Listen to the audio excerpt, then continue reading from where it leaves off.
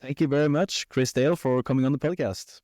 Hey, I would love to be here. Thank you very much for inviting me. Awesome. So, I guess for the people who don't know you already, who are you and what has led up to where you are today, running or being a chief hacking officer in river security? Right, right.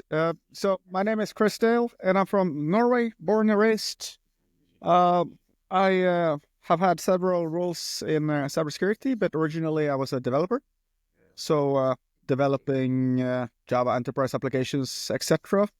Always had a dream to work with hacking, as it was called back then, reading PDFs and white papers and all kinds of cool stuff. So I aspired to becoming a hacker, and I thought, hey, development would be a great way to get into hacking. But yeah, so development, IT operations, security leadership, and consulting, incident response, pen testing. Now, River Security being my company, founded together with some co-workers. We're basically providing pen testing services and incident response. Hmm. So you were a CISO at some point. So how was that transition for you, moving from, I guess, more of an executive role towards working technically again? Yeah, so the thing is, right, this is what happens to some people, and it happens to too many, if you ask me, is that you do a good job somewhere, right? Like, for example, I was working in IT operations, I was fixing problems. So I was like actually doing solid work on the keyboard. And then all of a sudden I'm recognized for doing good work and I was promoted, you know? Like, oh, all of a sudden you're the manager of application operations, and I'm doing no longer just technical work. I'm having salary negotiations and have employees to think about. So life wasn't that good last night with your wife. Okay, I have to have those type of conversations. And let me tell you, I do good at technical stuff. I'm not a people person necessarily, right? I love technical challenges. I don't really enjoy more social type of challenges. There are much better people solving those problems than me. But here we are, right? All of a sudden, I'm promoted, and I decided to just continue that journey. I was asked to take on the role as a CISO for a Norwegian oil and gas company, and I thought, look, why not just climb the ladder, and get to the point where you kind of like you made it. And after about 3.5 years of writing policies and procedures, getting ISO 27001 up and running, at least attempting to, I recognize like I'm way too young for this stuff. Uh, Slowly but surely dying inside every single day. I need to get back to the keyboard. I want to be the one who does the patch management, or I don't want to be the CISO anymore. So I basically retired the position to go home, really, to where I belong, technical. Hmm. I think a lot of people recognize what you're saying there. A lot of people being promoted into management because that's just, I guess, a natural pathway in many companies. But I guess some of us, we just need that technical hands-on experience. It's just part of our DNA. Yeah, exactly, exactly.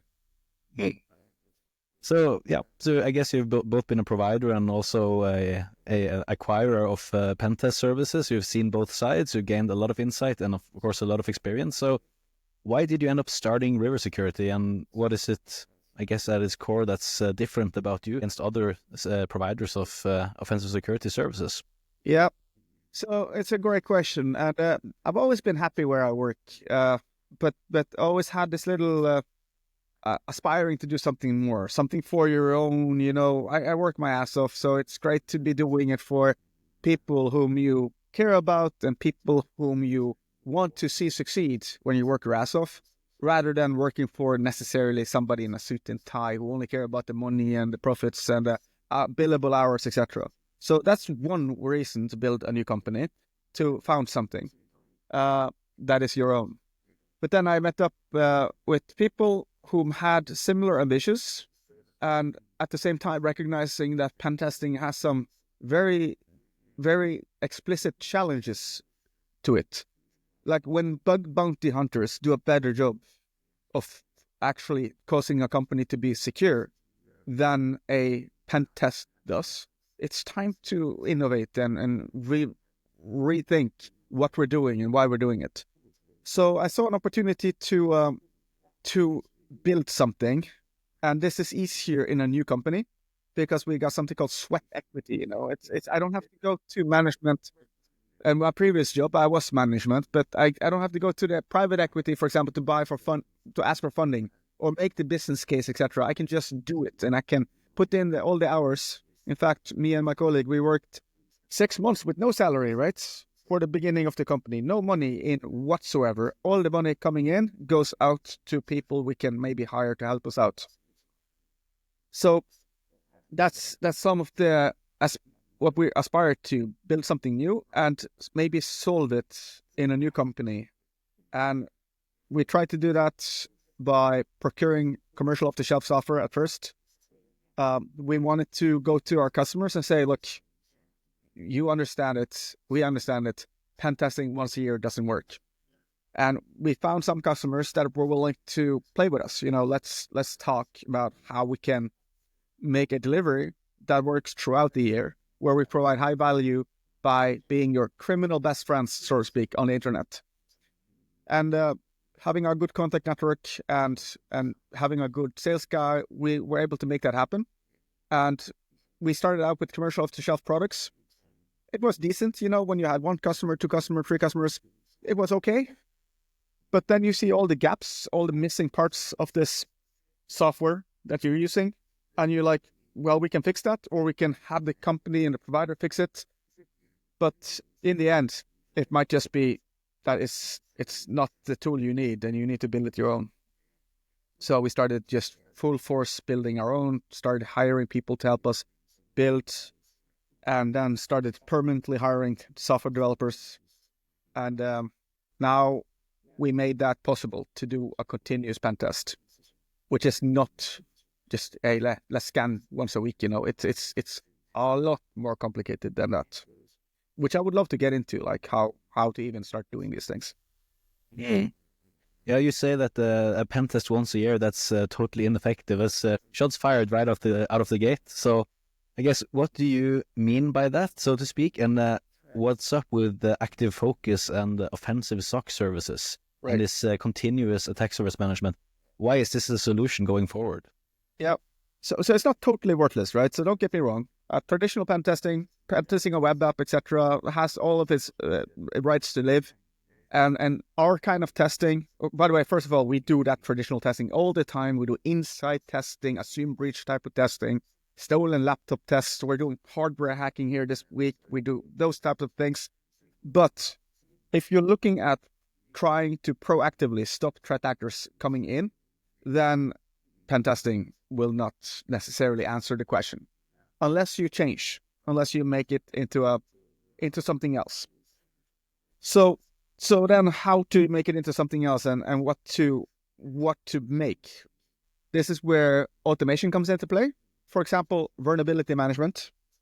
We need to have scans that scans the attack surface when something happens.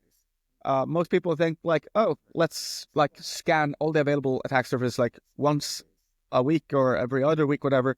But it's more like, hey, when something changes, like let's trigger a scan using a range of different scanners, even commercial ones that you can purchase, even free open source ones you can attain, and then take that data that these scans provide and make it accessible to pen testers. And that's just one aspect of many different domains within pen testing. Vulnerability management is useful. You never know. A vulnerability scanner could perhaps point a pen tester into the direction of finding an actual exploitable vulnerability. But then there's other things like cyber threat intelligence. There's a new hacking technique which allows us to do something bad on a target system of a given type, for example. Then you need a system that allows you to very rapidly just go, out of all my available attack surface, which systems are running this version, this software, this technology, or can be profiled to be among vulnerable products given a certain new development on the internet, maybe a new vulnerability, for example, or threat intel or hacking technique, something like that. So we need to be able to target really fast, come up with targeting, and then be able to ask ourselves, based on the developments and our targets, are we able to produce any impact to the customer? And that is the pen test tool that needs to support this kind of data. And we call it Active Focus. Active Focus is kind of like our managed service name. Behind it, there is a SIM that we have tailored for this, built from the ground up using Node, Python, there's some Go code. We are talking dozens of microservices, all in unison, working to produce entities and observables and things that are the fabric of what the attackers will start to deal with. And that's what our customers are buying. Basically, the service that enables us to target them throughout the year. Or in fact, we got customers who are buying even 3-year contracts with us, which is amazing because we're only 5 years old. So getting those kind of deals allows us to grow. It allows us to continue build and innovate and do what we need to do. Be an expert competency at hacking the customers before somebody else hacks them. That's just not something you do a week of the year. Okay, it's just tell me how that would work. Right? Changes happen. Yeah, I know. Imagine all these components that it takes to run, say, for example, a web application, right? There is middleware, like a database. There is middleware, like a web server. There is a application, managed code, something developers have created. There are libraries and open source supply chains and so on. All of these moving parts makes it so that unless we start to look at the target in a duration of time rather than once a time, then it's hard to answer the question if there is risk or not. It becomes less useful, basically, if we don't look continuously. Yeah, as you say, there are so many moving parts. It could be a random third-party library. It could be many different things that change all the time. Developers are more empowered to do whatever they want than ever before. So, exactly. Yeah, there's definitely a lot of risk and a lot of moving parts going on. So, and we're probably going to continue in that direction too for the foreseeable futures. We want more with less. Developers have to push code to production faster. And it's healthy to hold back the reins a little bit and slow down, but it's counterintuitive as well for organizations who want to build and move fast. So security and innovation and driving a company, we're kind of fighting one another, which is scary and challenging. Yeah. There's, of course, attack surface management as a topic. It's grown a lot these last few years, and a lot of different vendors are offering their own software ready to go. It can be tailored, it can be just plug and play, so on and so forth. And also a lot of people claim, I've been talking to some people that say, hey, our SOC runs an SS scan against our attack surface, so we're covered. How far do you think scanners and automation can go, and how important are pen testers in this mix anyway? This is a fantastic question, Debian. Because, so for example, okay, I'll start off with a story. I got a friend down in Saudi Arabia. So I spoke to him when I was in Dubai back in November. And he's like, Chris, we're using 3 different attack surface management tools, okay? This guy's working for a rich company. They have 3 different vendors, and they're all producing 3 different results. None of them are complete. And that's the thing with automation, okay? Automation, I consider it as Pareto's principle. You spend 20% of your time to configure the automation, to run the scans, get 80% of the results. Good stuff. But that final 20% of your attack surface that attack surface management didn't find, that good stuff, that's stuff that makes the pen testers drool, and like that is typically not found by automation. Shadow IT typically not found by automation. And that's where pen testers needs to apply intelligence, not just mindlessly running scans against some kind of seed, some kind of domain, etc. There needs to be false positives, for example. If a attack surface management tool or platform doesn't give you false positives, how can it be wide enough to show you what you need to see? There are ways to get rid of false positives, obviously by scoring, by assessing if they're using the same name servers, are they using the same brand, is it actually phishing that you just found, that those things happen, right? But if you don't see false positives, then you are not going to find shadow IT, most likely, and you're not going to find all of the interesting software as a service and all of the good juice out there that actually makes criminals have the upper hand. So it's automation alone is horrible. And we, in our automation, we configure our automation so we have different types of sensors, we call them. Imagine that there are collectors that scrape the web for all kinds of different information on a particular brand, etc. And these sensors have different levels of fidelity. Okay, some sensors produce attack surface, which is like, bam, that's the customer no matter what. Like it is guaranteed. And some other sensors are really low fidelity, where this could be the customer, but it could easily be some just randomized thing you discovered on the internet in some cloud service, for example. It doesn't necessarily have to be the customer, but I still need to see those assets and then let the human behind the steering wheel determine, is this actually the customer or not? Because if we don't, we're going to miss out on some really interesting vulnerabilities. I have so many examples where we've been able to hack target customers, not how they intended we're going to hack them, right? That's also a big fallacy in our industry. Like, we need to show them that they have something other than just a chest piece and a breastplate. There's an arm we can shoot you in. There's a foot. There's a head. Like there are all kinds of things developing that you don't know about their customer. Let us be creative and innovative. So one day, for example, we found that there was a mention of a customer's brand in a third-party software as a service learning management platform. So we check it out. There's a new asset, right? Let's check it out. What's up? And we're not going to hack it. It doesn't belong to the customer. It's just some third-party software as a service. That means that our intrusiveness on a scale from 1 to 10 cannot be maximum. This is not our target, and it's not legal necessarily to pop a shell on that box. So we decrease our intrusiveness, meaning automation is not automatically doing, say, scanning, etc. We're not sending exploits, etc. We're gonna be normal behavior against the target, and this is what we call intrusiveness in the company. At least it's a scale, and it based on the fidelity, based on what you have found, intrusiveness will change. In this case, we cannot hack, but we can explore. There are lots of things you can do that is typically considered to be okay. Forced browsing, registering a user account, all kinds of things we can do that doesn't make us criminals because it's not our customers' assets, right? And in our case, the learning management platform has a login field, okay, but we found a hidden endpoint that said register. It was supposed to be disabled. It wasn't, so we register with an account. We get into a learning management platform which our customer has set up, and we see a range of different classes that employees can take. One of the classes had a class on the procurement platform. We take the class, look at the course. They share a password in the course. We log into another website which our customer do own, and all of a sudden we had access to billing and invoices, and we could procure like systems, and like we're talking rigs that cost hundreds of thousands of US dollars.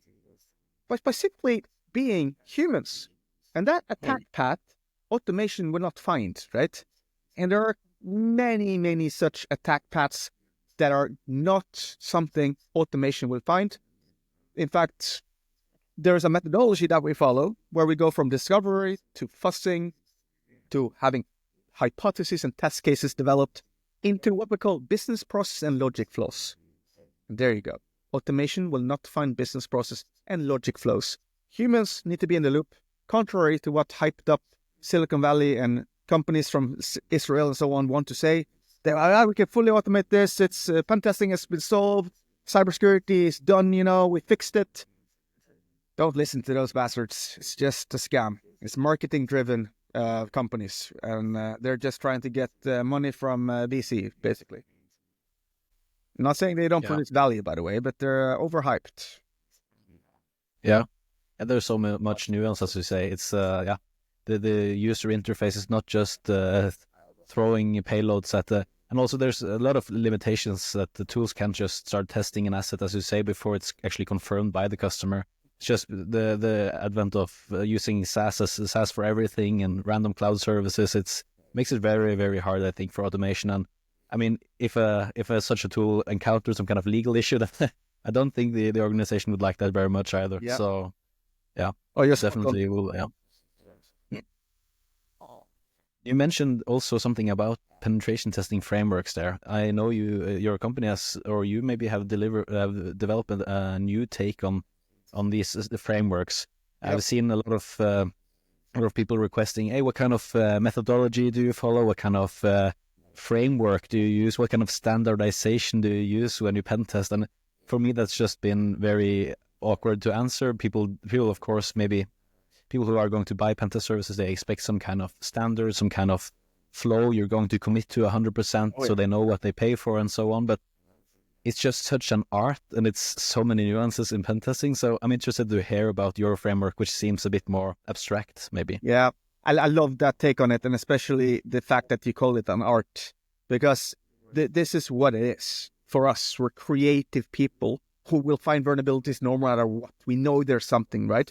But business units or business managers, right? The people in the suits and ties, they wanna put things into like a square that is controllable, and maybe most importantly, it's measurable, right?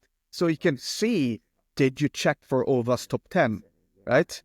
And that kind of testing is a very common question I get, like, will you check for OWASP top 10? It's like, of course, like, yes, like, we're going to check for OWASP top 10. What about this and what about that? You know, look at the Tiber EU, how incredibly naive the framework is, where they go through basic pen testing and advanced pen testing. And I have a whole spiel about how I don't like Tiber and Tiber EU and its derivatives. Something has to be done. I'm typically a man who speaks straight from my heart. I speak honestly. When something smells like it's shit, I would call it out, right? I like to call out bullshit, and I love to be corrected and told I'm wrong. But testing against a framework which is not, or which is handicapping a pen tester, is counterintuitive. So somebody had to come up with a idea or a concept on how to perhaps get it done differently. I have for many years used a methodology which I've refined and used with my teams that I've been managing. And I felt that it was time to push this online without no marketing or no nothing. If people don't want it, it's fine, right? But I needed to push it out to the internet for my customers to see, for my sales engineers to understand, for my pen testers to agree on, and perhaps to inspire the community to do it differently. And this methodology that I have been using for all kinds of things related to pen testing has done wonder works. It starts with discovery. No matter what kind of test you're doing, if it's a physical test, you're going to have to do discovery of open access. Is there doors, basement, ceiling, windows? What kind of locks is there? Discovery for hardware. If you're doing a hardware pen test like we're doing now, there is a board. Yes, there are chips. There's Wi-Fi, there's Bluetooth, maybe some NFC, there's a USB interface, an RJ45 plug. All of these things have different attack surface. Might be a mobile application that you can control the whole router with whatever, right? Whatever you're testing. And it's important to do a good job with discovery. In fact, the discovery process, whether it's a web app or something else, is typically the part of the methodology that takes the most time. And if you do a good job at reconnaissance and discovery and so on, then it will typically be what determines your success as a pen tester. Somebody who's looking to find vulnerabilities. Once you've done discovery, which by the way is an iterative process, you might have to rediscover things and so on, then we can start to fuss things, and we can basically try to look for anomalies and discrepancies. I expect all my pen testers to not try to hack anything, at least before they know what the system is supposed to do. You use the system, you play around with it. What is the mission of the system? You understand it. And then you start to see if you can create anomalies. We fuss it. And fussing is a term which you can maybe challenge, but it's a term which basically means to send inputs and measure the replies. And there are all kinds of different types of fussing. For example, where we might do just fussing with random garbage data to see if we can crash something. Or we can fuss with word lists, for example, to see if we can more targetedly see if we can manipulate the service to respond differently. It can be something as innocent as going from a 200 OK, the website works, to a 301 redirect to say index or something like that. And our job in the fussing phase is to try to answer the question, why did that change happen? why did that discrepancy happen? But whether it's timing, whether it's an external server interaction like an outbound request being made, or some type of change, anyways. So that we can then draft up a use case, some kind of hypothesis. How would we attack this discrepancy, this anomaly? One of the things I love doing, for example, and I always do it as part of my fuzzing exercises, is that, say you have a web application, which web apps are everywhere, right? It's asking me, hey, what's your name? And I'll put in, not JavaScript, right? I will not try cross-scripting right away. I will first put in my name. Hey, my name is Chris. Hey, good to meet you. Application says, hey, good to meet you. But then I'll try to fuzz it. And I'll have word lists that have process scripting in it and all kinds of good stuff. But one of my favorite things is to fuzz every available byte from %00. So I'm talking URL encoded data here. So imagine that a byte is a null byte. And then I'll do the byte, which is 01, 02, 03. And once we get into, say, for example, 41, we have a capital A. By going through 00 all the way through FF, in a little fuzzing exercise, it will send 256 bytes to the target. You are essentially trying every special character available in the ASCII encoding. And if, for example, all of a sudden a backtick, a semicolon, a parentheses, or a double quote makes the application behave differently, that's when you go and ask yourself, hey, what just happened? Why is that so? And by using your pentest expertise, you might say that's cross-site scripting, or that's going to lead me to SQL injection. But if you don't, at least you can document these use cases and you can ask for a senior to review, and maybe with some team collaboration, we can go in and, hey, we might actually have some cool command injection or some cool timing attack here, whatever, based on our scanning and our fuzzing and so on. Very interesting. That sounds like a very effective way of doing it, instead of putting in large payloads and hoping something happens, just starting with a very small test to find some primitives. Yeah. And of course, the rest of the methodology is equally kind of like abstract, in a sense that we don't want to put in checklists. So, for example, later down, so this is actually an upside down pyramid where discovery is the first, and then the final part of it is what tools you run against the platform, like your vulnerability scanners and your so on, right? But the tools you run will be very, very much determined based on what kind of application you're faced with, based on discovery. So it's also the one that we spend the least amount of time on, right? If the tools find something that we didn't find, all right, review your methodology. Why didn't your team find it? Were you not creative enough? Is there some lack of training, whatever? Who knows? But of course, run tools. But one of the important steps of the methodology is looking for business process flaws and logic flaws. We talked about that briefly, but another part of the methodology, which is super important, is frameworks. In the framework section, we might have a customer asking us to test, we need to use OWASP Top 10, or you need to use the application verification guidelines, whatever, or we need you to do whatever. That happens. But the frameworks that we use is, for every test we do, we use something called MVP, minimum viable pen testing. It is a methodology or a sort of framework where we, based on the target application we're faced with, say Salesforce or say WordPress or whatever, say based on the framework it is running off, PHP, .NET, based on what we are seeing, we will enable micro methodologies. Imagine this. I'm testing against a WordPress application. Do you expect the customer to pay for the entire WordPress core to be pen tested? We're talking, say, 100,000 lines of code, right? Or do you expect the customer to pay the pen tester to look for weak plugins, themes, customization, and so on? Any, say, for example, does the WordPress API reply with any sensitive data that should have been found, for example? We're talking the latter, right? You don't need to do the same pen test over and over and look for 0 days necessarily all the time. I mean, you could be lucky and find some. I don't mind. Be my guest. Spend your time pen testing the WordPress engine. I myself have bug bounty on the engine, $250 from Automatic on a cross-site scripting that could hijack admins. But during the actual pen test, you are likely to be rewarded with vulnerabilities if you look for the things that I mentioned. So when faced with WordPress, pen testers need to look up in their own kind of like knowledge base for a company, or if you don't have one, look up at Hacktricks XYZ, the website Hacktricks, right? Look up, is there any mentions of this technology there? If so, you better make sure you check these things off, and because these are common weaknesses and mistakes you can make on such a system. We have our minimum viable methodologies for different things. So, for example, there's a difference between testing an IIS Microsoft Web Server than an Apache or Nginx, right? There are different vulnerabilities to be found just because you're running a different web server. If you don't know what I'm talking about, check out short scanning, or basically these old NT names that we can have, like Chris tilde1, for example.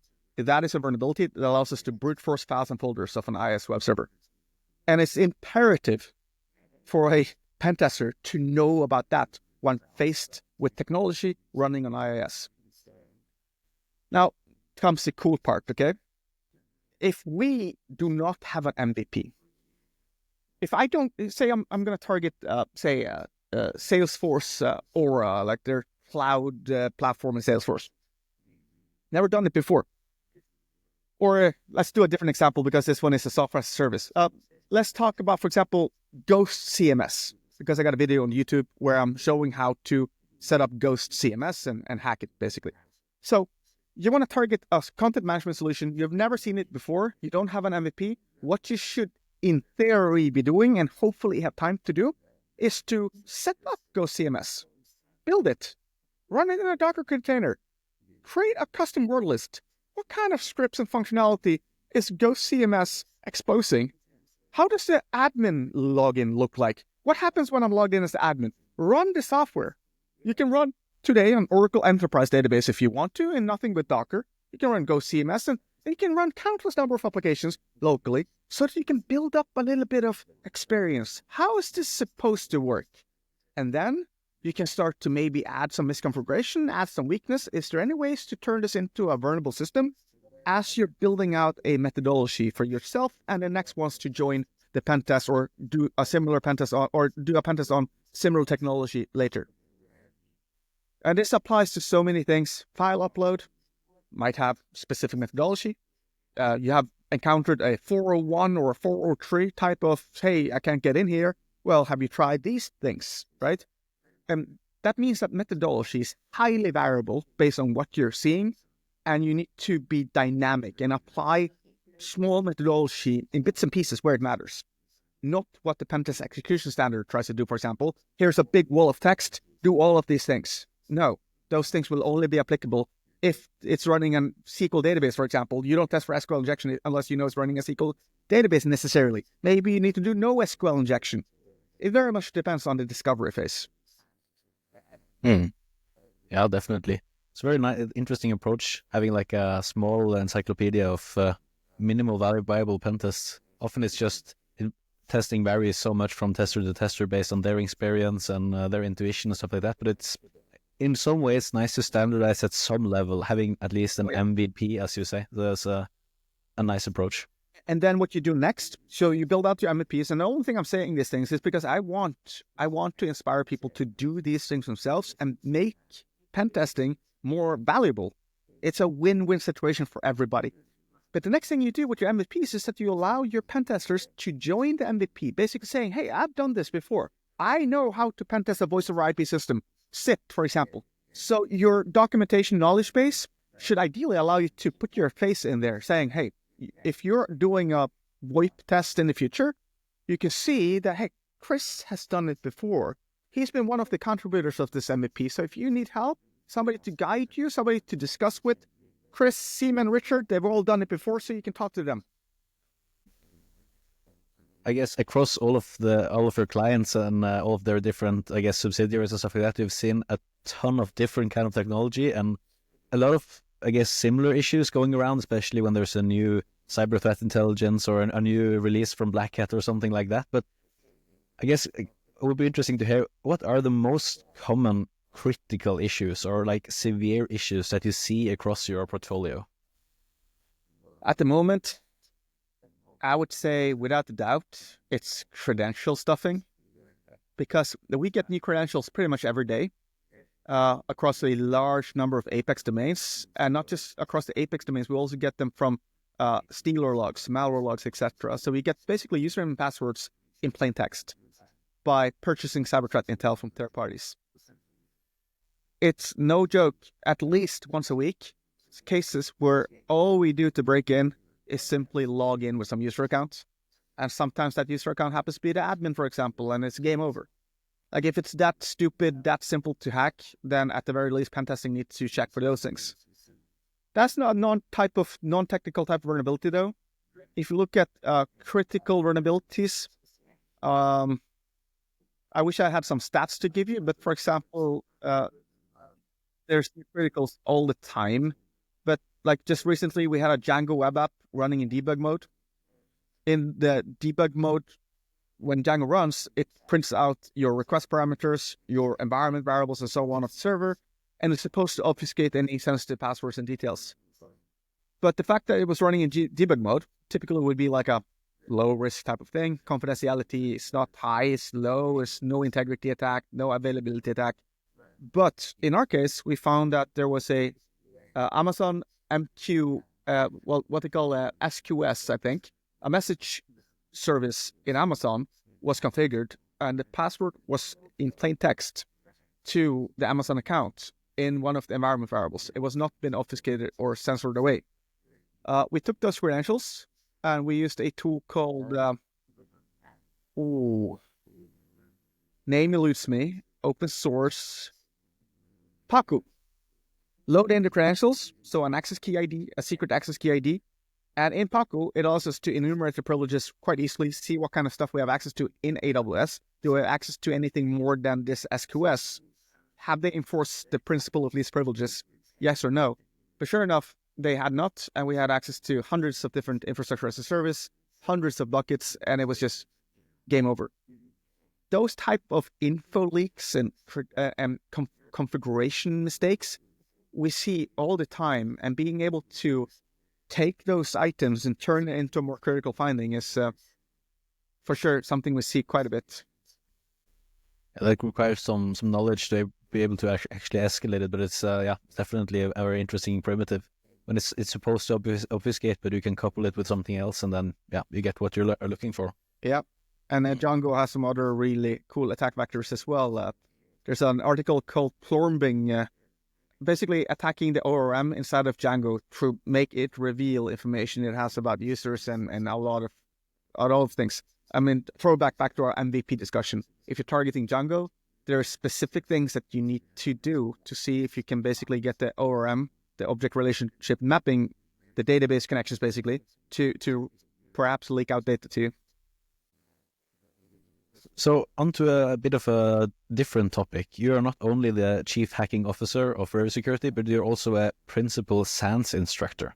So I guess most people probably know what SANS is, but maybe if you could just give a brief introduction, what is SANS and how did you end up becoming an instructor there? Yeah, sure. So SANS is basically the SANS Institute. It's a training vendor over from the US. They have a small collection of instructors like myself who get to travel the world and lecture and teach cybersecurity. It's meant to be done by leading personas in the cybersecurity industry. So you're going to have like the world-class type of forefront of instructors teaching you for a week, typically. All there is to know about a certain topic. And I've taught some different classes, but I primarily teach on hacking techniques and incident response, exploitation, and so on. How did I become a SANS instructor?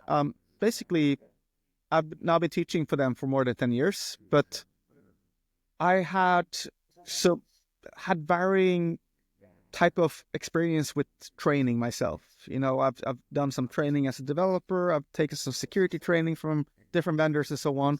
And I've typically been like, instructor can talk about the slides. And once you go off the beaten path, you know, once you go left or like right in terms of the content, you see that the instructors are not necessarily an expert. They don't necessarily have that much experience. I remember one time on day 3, I was doing a class on .NET development and programming some MVC classes with Razor syntax. And on day 3, I asked the instructor, hey, so pretty cool. We've set up a nice web app now and it looks good. But between you and me, you know, instructor, when are we going to make it secure? And the instructor goes loudly in the lunch. He goes, no, everything is secure. The framework takes care of everything. I'm like, okay, I know people are watching, but, you know, it's actually not secure. And he goes, do you want to try? I say, yes, I want to try. Let's go in. Put in some SQL syntax. And sure enough, his entire table rolls out in front of everybody. And the guy basically says something along the lines of, OMG, I need to go back to every single customer I've worked for the past 3-4 years, because they're all going to be vulnerable to this stupid, simple attack, SQL injection. He thought the framework fixed it for him. So I was disappointed with training until I went to London and I took my SANS class by a guy called Steve Armstrong. And I was like blown away by the competency and the thought leadership and the way the instructor carried himself. Any question seemed to be like not impossible, but like there were ways that the instructor would get things answered, or at least be able to go off the beaten path of the class materials. You could tell that this guy was experienced, basically, right? This guy knows what's up. So I was like blown away. Nice, awesome, loved the training, dug it. Like I dug it. It was amazing. And then I was preparing for the GIAC exam, the GCIH certification. And I took it very seriously. I was listening to MP3 files every single day in commute, going through the class again, you know, I was reading books again, and I really, truly enjoyed, you know, learning and preparing for the exam. And then I took the exam and I got a good score. I got a very high score, and I was invited then by automation to say, hey, congrats on a great score. We're looking for instructors and people with high scores. You can click this button and put your name in. And that's when they start what they call the world's longest job interview.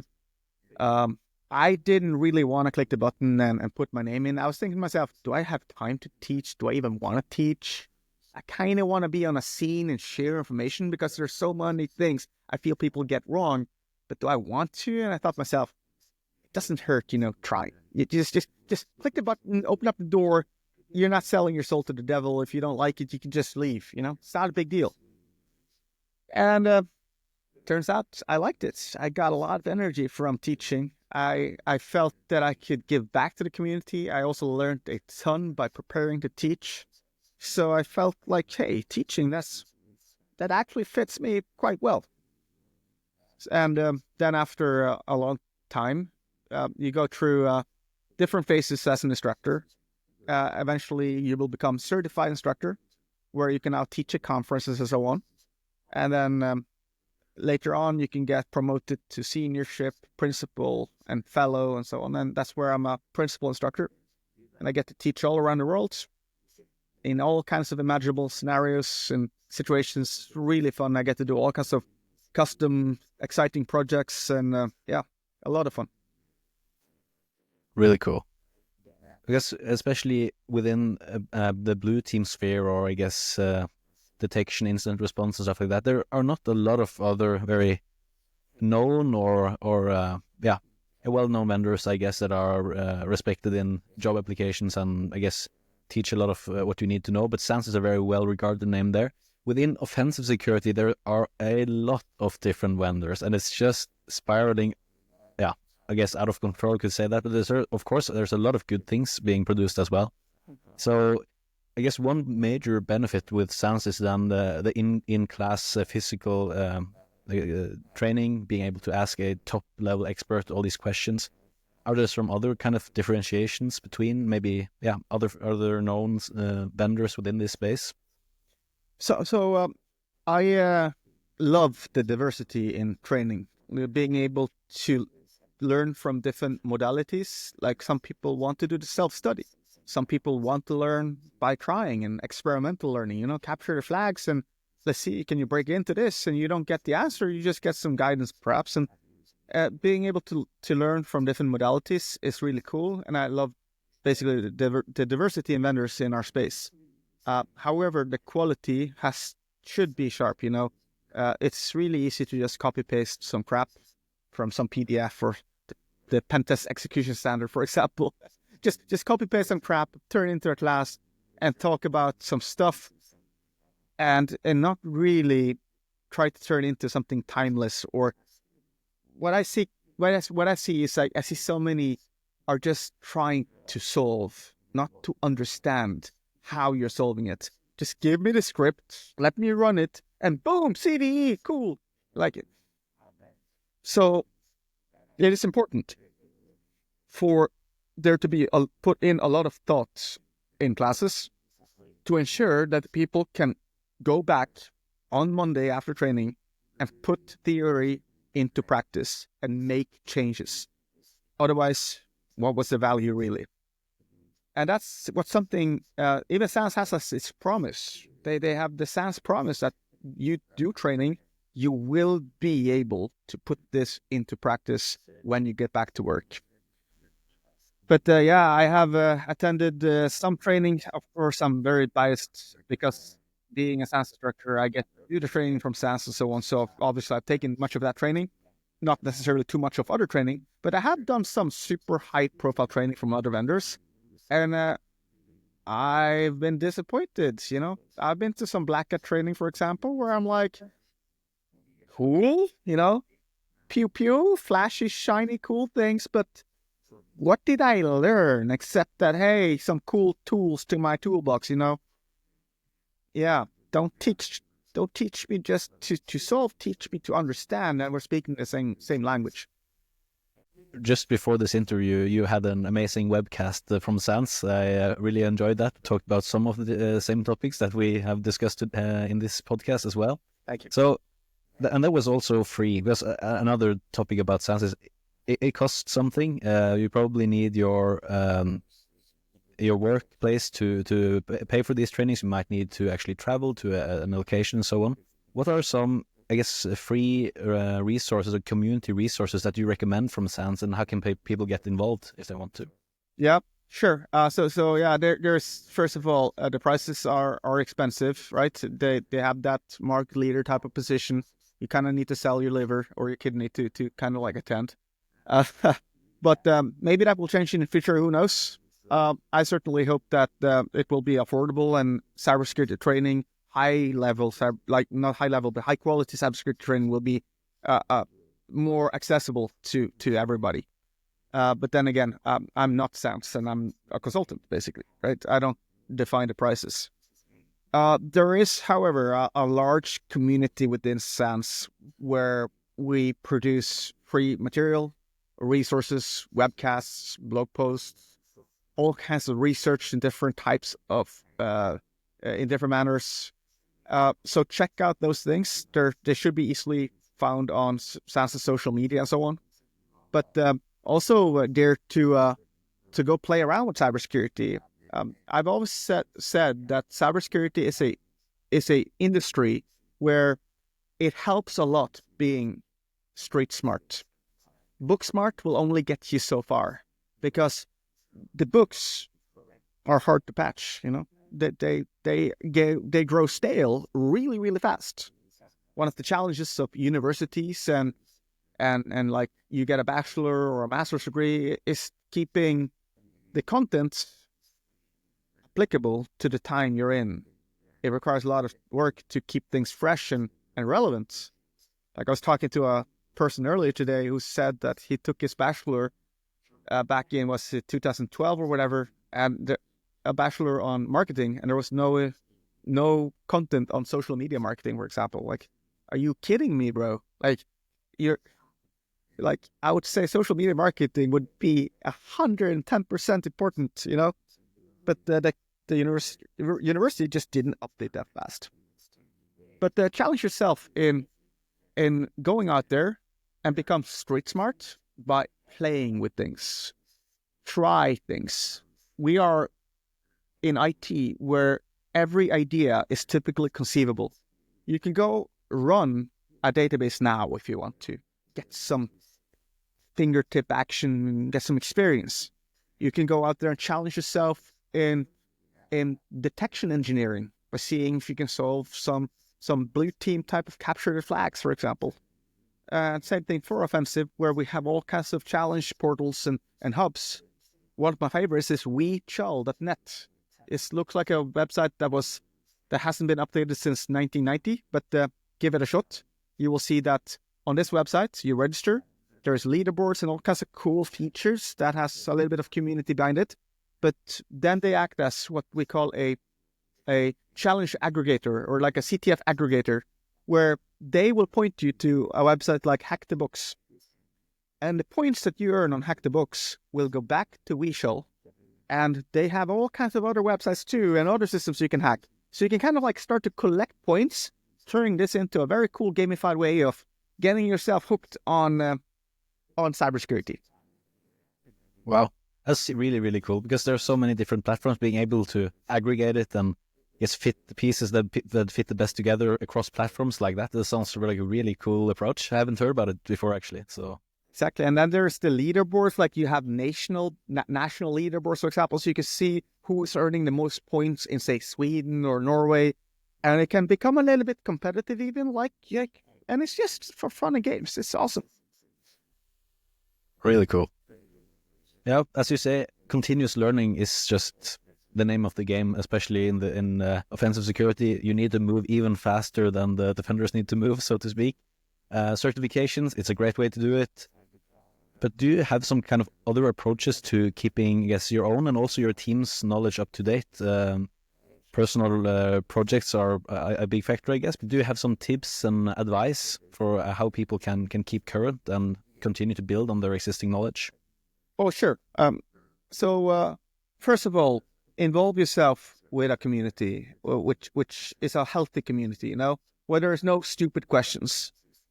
I hate communities where people are bullies and like, oh, that's a stupid question. No, you should know better, Don't have friends like that. Ally yourself and surround yourself with people who want you to succeed, and try to build such a culture in-house as well.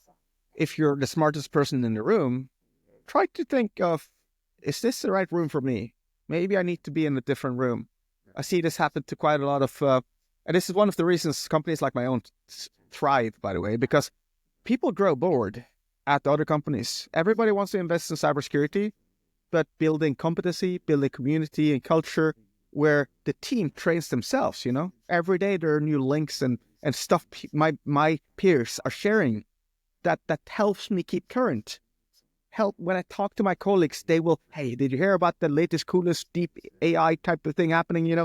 Whatever is happening, if you're in the right community, in the right setting, you're going to learn. But if you're the smartest person in the room or the only person in the cybersecurity of a company and so on, consider going somewhere where there's people around you who you will learn from. Another tip is not just community, but actually put your learning into your daily life. For example, if you're a morning person, commit to maybe with your morning coffee, spend 15 minutes, go through tactics, techniques, and procedures from some kill chain. Maybe open up attack.mitre.org, for example, and say, today, in my 15 minutes with a morning coffee, or once my kids have gone to bed, I'm going to learn 2, 3, 4 TTPs. And some of these kill chains and the tactics and techniques and procedures they cover are really good. They're not like, hey, read these 2 paragraphs, this doctorate or this white paper of 200 pages. No. Like, here's a couple of paragraphs pertaining a problem or challenge that attackers might use against you, and seek to make that understanding of what this actually is talking about and what's going on. What you will see happening is you put this into practice and you start to study the core fundamental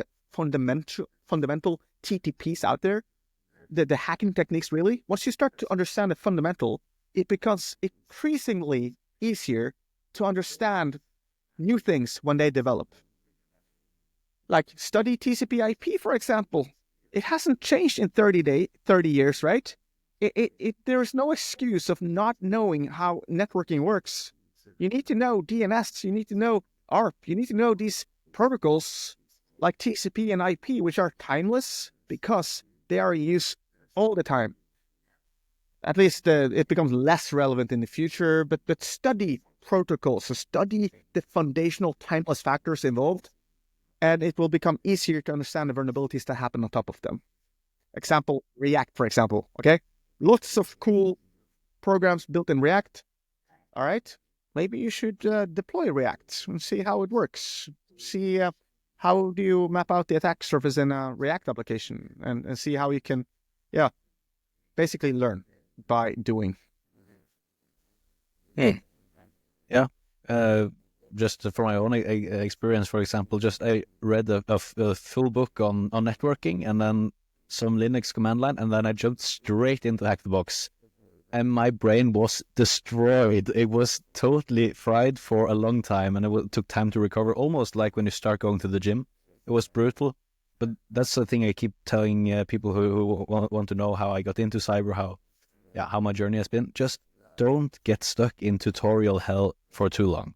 Right. Don't watch new 10-part YouTube tutorials about the same topic again and again and again.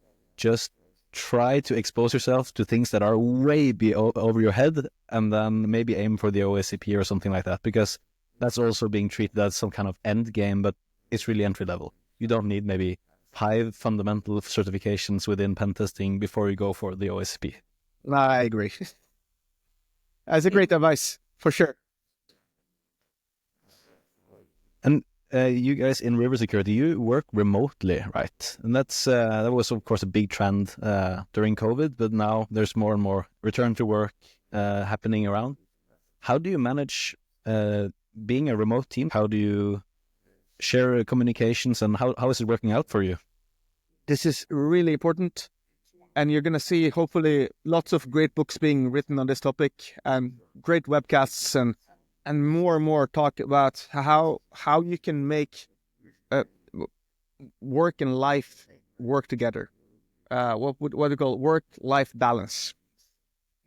How do you make a remote operation work successfully? Because that's actually really challenging.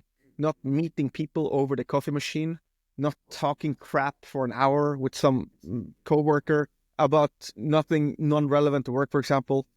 Not hating yourself or feeling bad because I'm actually surfing YouTube right now and I'm not working. I'm just having a bad headspace right now. I don't feel like working. And if I try to work, I'm not producing value to anybody. How do you manage all of these things? That's super challenging. And in a remote setting, it's even more challenging. But there are some really useful tools and lots of things one can do to start building happy remote teams. Work-life balance works out beautifully. You don't have to be stuck in traffic for 45 minutes to and from every day, and just make life work. First of all, work is something that you can typically guide your workers on what is expected from them. You know, you're not expected to be working from 9 to 5. You're expecting to produce high value, high quality output. Whether that takes you 2 hours or 4 hours, it depends. Sometimes it might even take longer, but measures employees based on the quality of their work, not necessarily the hours they have in a seat, right? Then consider, look, you don't need to be in the office always. Our core working hours, for example, at River Security is from 9:30 to 2:30. We want you to, of course, work 7.5 hours, but if you are feeling really good at 10 o'clock in the evening and you want to work, you should be able to work and get that work done when you feel like it, to as high extent possible, ideally. Not compromising too much on this, because we still need to be able to participate in meetings and collaboration and so on, which is my final point I want to make. Being remote, you don't see one another in real life, but you can see one another online. So we use an application called gather.town. This application is basically, if you can open up the website and see, it's basically an application where when you go to the office and work, you log in and you have a little 8-bit pixel avatar where you go to your cubicle, which you have customized to make you happy, and this is me, and you are in the office. Next to you is your coworkers in the same gamified type of environment. If you move your avatar to somebody and you want to speak to them, once you enter their office or their cubicle, whatever, your microphone and camera automatically turns on. So you can say, hey, good morning. And then they can select the application and they go, do you want to almost like take this call? When you select the application, you will take the call and your camera and microphone goes on very seamlessly. And you go, hi, hey, good morning. Great to see you, Vebjørn. And now, not only can we talk to one another, see one another, that's cool, but me as the CHO, which I deeply care about my employees, I can see that, hey, Vebjørn and Marcus, they're talking to one another. There's small speeching bubbles happening above your heads. I can see that, hey, now these two, they're having a little meeting, it looks like, but now a third one joined them, the sales engineer. And they're having a three-way where they're talking about something, I don't know, but it makes me happy to see the company buzzing and vibing and so on. And pair this up, this little social type of collaboration tool, pair this up with the fact that you're saving a ton of money not having an office. All that money that goes into rent, all of that money that goes into cleaning and all of the things you need, right? Security and so on. And not to think about, not only, but think about the environment, all that pollution getting in and out of the towns with everybody, right? Everybody else need to go into the skyscrapers to do work. Forcing talent to relocate. No, you need to live in Oslo if you want to be a pen tester for us. What the hell? I want to live in Voss, where there's beautiful rivers and I can go rafting at 12 o'clock because the sun is out. I want to live my life and I want to be happy and I want to do that together with work. With all that money you save from the offices, spend it on social type of interactions. Make the people in the same geographic locations, force them to go out, have like a Friday beer, meet up in the city center, sponsor them with like a burger or whatever. Like make these hacker spaces that we call them, like we have these pop-up hacker spaces for a week. We rent the coolest Airbnb, the villa of our dreams, you know, and we all come together and hack several times a year. Even smaller hacker spaces like all our pen testers, or at least some of them, want to go to Equinor's CTF, the EPT.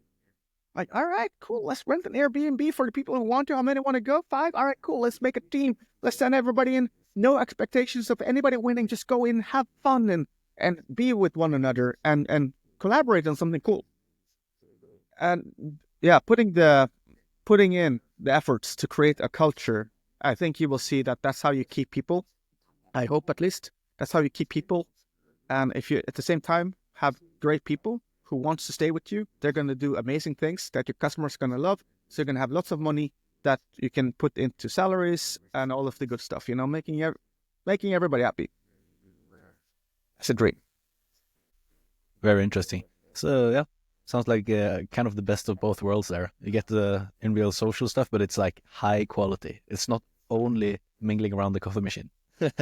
Although I don't want to throw any shade on that. That has its place as well. Not For sure. disparaging that. Yeah.